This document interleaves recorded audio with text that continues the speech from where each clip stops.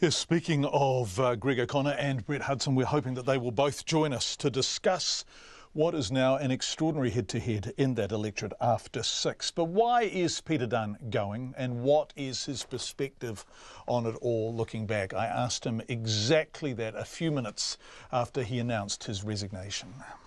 It's been on my mind for a while, John, actually, but I thought from all of the polling data that I was seeing throughout the year that I could do another term.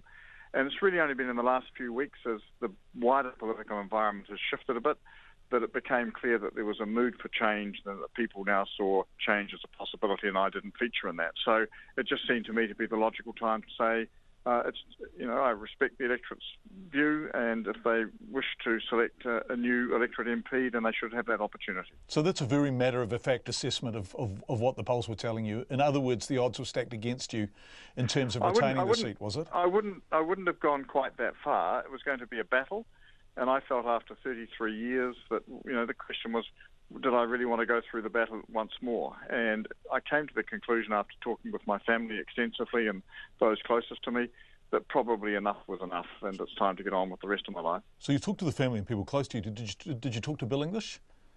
I spoke to him this morning, and he was understanding of my position, and that's why, that's the way things are. You were class of 84, right? Yes. And I've got, so the seat's had a few name changes, hasn't it? It was Ohariu, Onslow. Well, it's had a few boundaries. Yeah. That's right. Yeah. Ohariu, Belmont, then back to Ohariu. Yeah. It's been a great seat to represent. I'll miss intently being part of that local scene. I'll miss intently all of that interaction. But, I'll never forget the fact that they took me on board as a callow 30-year-old and then re-elected me 10 times more after that. So I'm hugely grateful and no regrets. And they took you on as a callow 30-year-old with the Labour Party, right? And they've elected you subsequently as somebody who's been in government with National. That's right, yes. And, I'm pretty proud of the fact that I've served as a minister under 7 different prime ministers for just over 15 years altogether, and been able to do a few things in that time. And but, as I said in my statement, all good things come to an end, and this is it. What are you proudest of?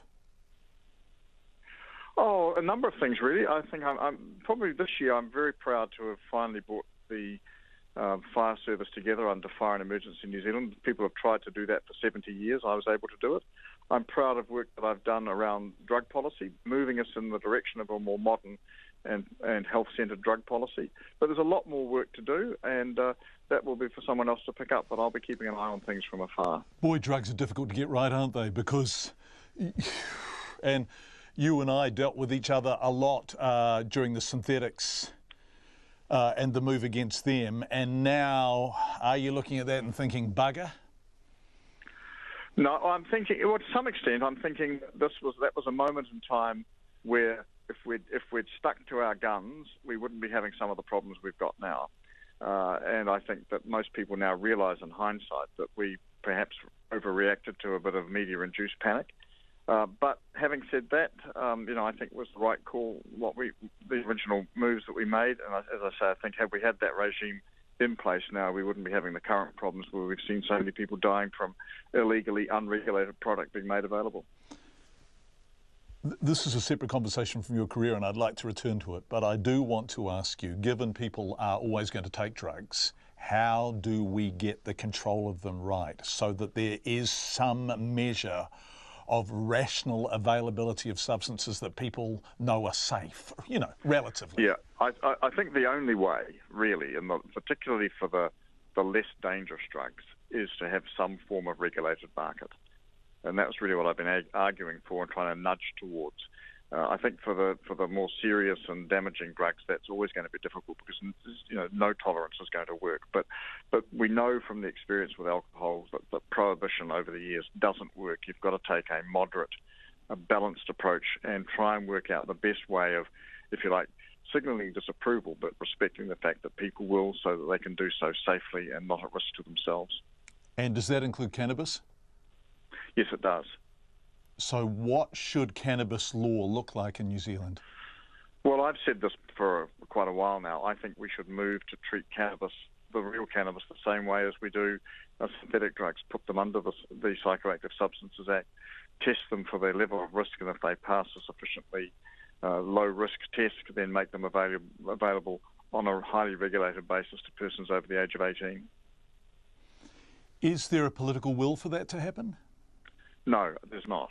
There's two main reasons. I've said before, one's called National, one's called Labour. And I don't think that's going to change anytime soon, despite all of the sort of soft rhetoric coming from the Labour Party. Who's going to be government after the election, do you think? I think Bill English will lead the next government. I think he deserves to lead the next government. Why? And I hope he gets the opportunity. Why, Peter? Because he's a very considered, thoughtful and competent politician. He has a real passion for, I think, the vulnerable in New Zealand, the dysfunctional, and I think he's got a real commitment to stop just talking about it, but to actually do something about it. And I really hope he gets the chance to do so. Isn't that a moral high ground or a political high ground that Jacinda Ardern and Labour are claiming at present? They're claiming it, but there's no substance to back it up. How do you know there's no substance? Well, we haven't seen any evidence of it. I think what you've got with English is someone who's been working in this area for a long period of time. He's got a complete understanding of the complexities of social policy, the integration with economic policy, etc.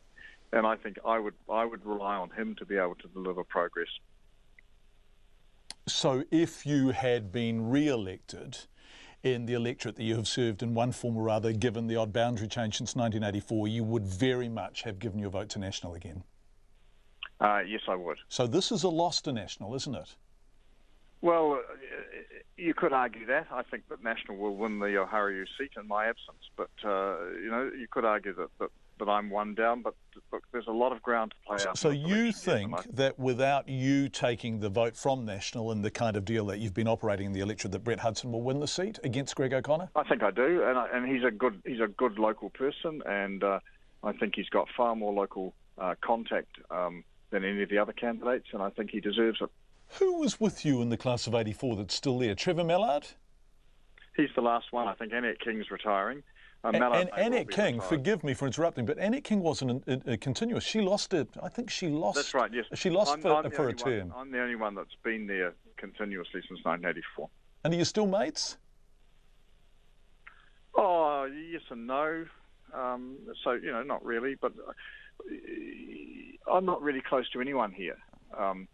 I've always been my own person, and, that's just the way I am. Is politics bloody brutal? It can be, but it can also be extremely rewarding and extremely enjoyable. And I just look back with a huge amount of satisfaction at the number of individuals I've been able to help over the years and hopefully make a difference for. And they will be the memories I'll take with me as we move forward. It's United Future leader Peter Dunne, who is standing down at the election. We want to confirm that both of the front-runners there, it really is now a head-to-head. Labour National, Greg O'Connor and Brett Hudson will be joining us live on the program after 6 o'clock. That will be a chat, a debate, whatever you like to call it, worth listening to.